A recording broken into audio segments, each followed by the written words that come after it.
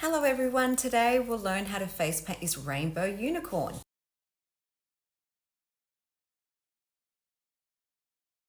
We'll start off with a 1/2 inch flat angled brush. We're going to pick up the blue and the white from this split cake in order to create the rainbow unicorn's face and head.